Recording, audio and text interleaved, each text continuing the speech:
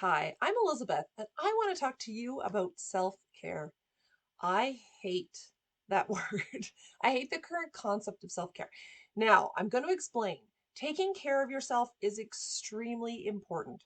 The part that I don't like about this idea of self-care is that this word, this phrase is thrown around by everybody. It's used for almost anything that we love to do. I can't tell you the people I've talked to who's like therapists or psychologists have said, well, you just need more self-care without giving them any direction. And I think that we use this term without really understanding what it means. So I want to today spend a little bit of time thinking about what is real self-care, what should we be doing, how should we be doing it, where should we be focusing, and why just assigning anything that we enjoy or that feels good to this term self-care might not be in our best interests. So, what is self care? Self care is this idea that you need to take care of yourself. It does make sense. So, the analogy that we often see connected to it is this idea of the oxygen mask, right? You're on a plane, oxygen masks drop down, you put yours on before you can put the other ones on around you.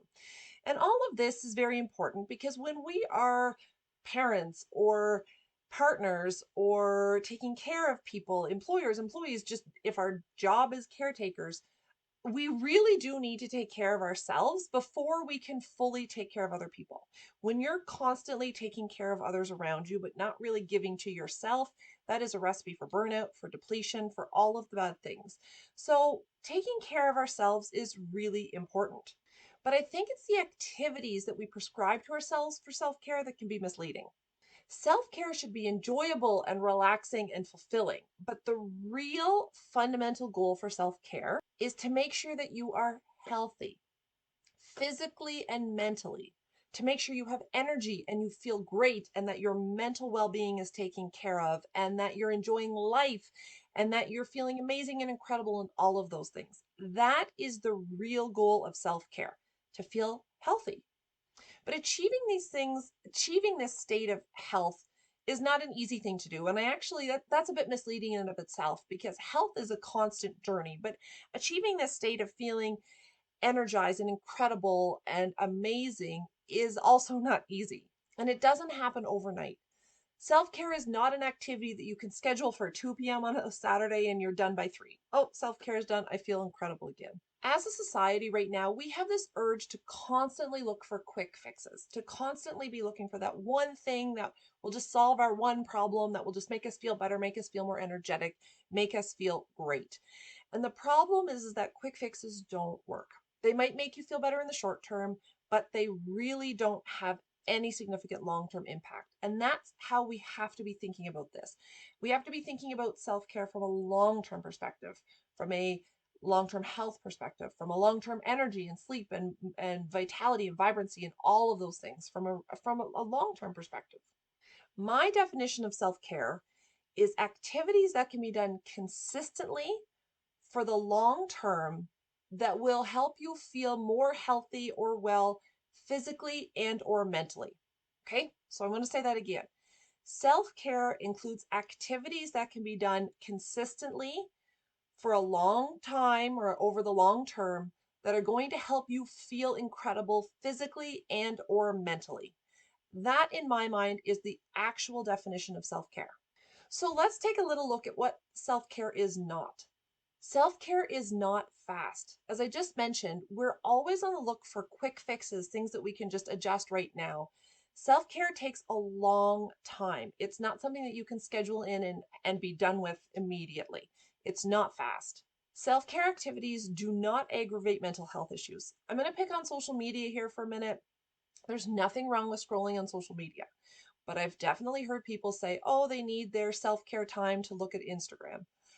Um, okay, but if any sort of social media or anything like that is going to be making you stressed or anxious, or if it's not actually letting you unwind, but it's distracting you from your problems, it's not actually a self-care activity. It's not helping you to feel better physically and or mentally in the long term. Alcohol. Alcohol is not self-care. So many people think that glass of wine in the evening before dinner is a form of self-care. It is not. There are no unique health benefits to alcohol. Yes, you can enjoy alcohol.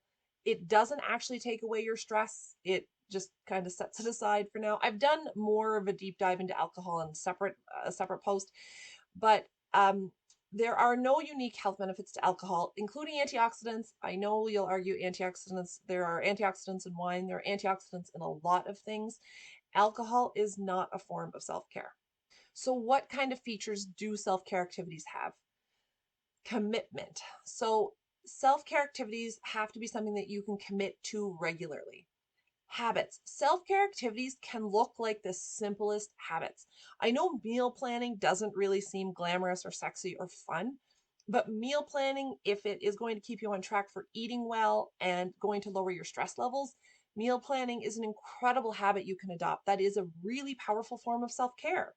Eating healthy food, getting some movement or exercise in every day.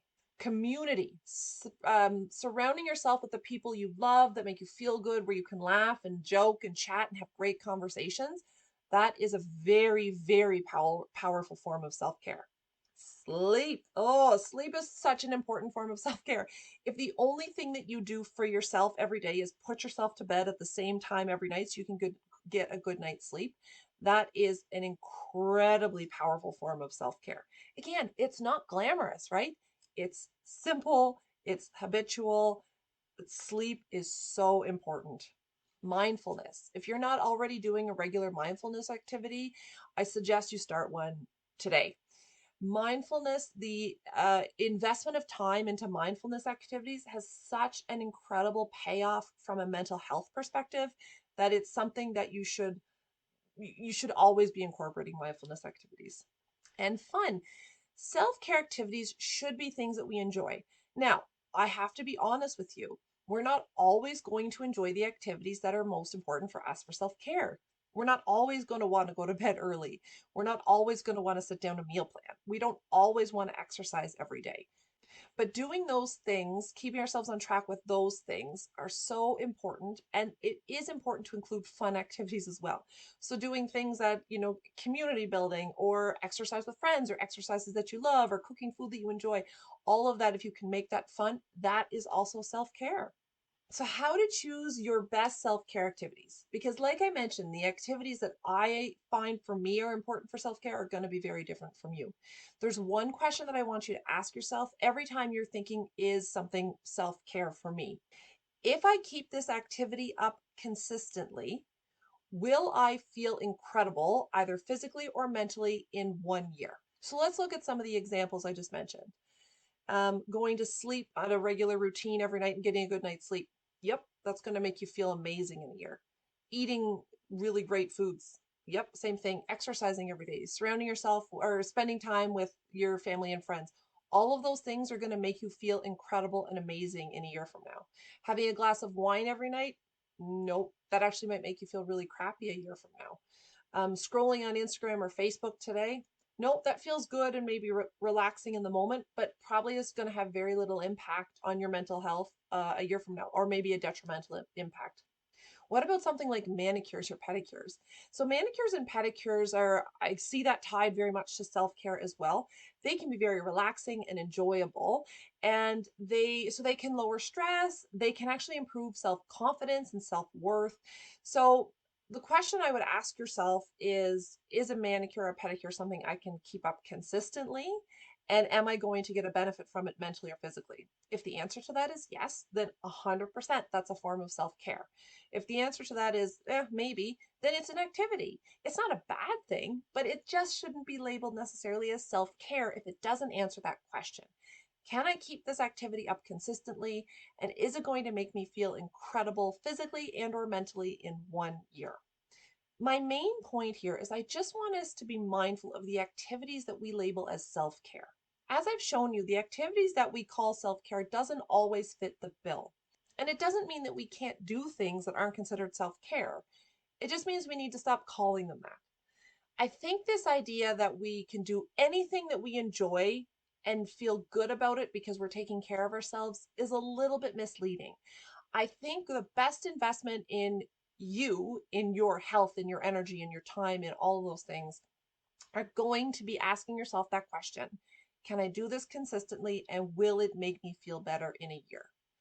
I'd love to know what your favorite activities under this umbrella are. What are the things that you do that are a yes to that question? What are the things that you do that maybe are a no to that question? And for those activities, we just stop labeling them as self-care. We do them, we enjoy them, but we really do focus on filling that basket of activities of self-care that are going to make us feel incredible. I hope this was helpful. Let me know if you have any comments, questions, or concerns, and let me know what your favorite self-care activity is. I hope you have a great day.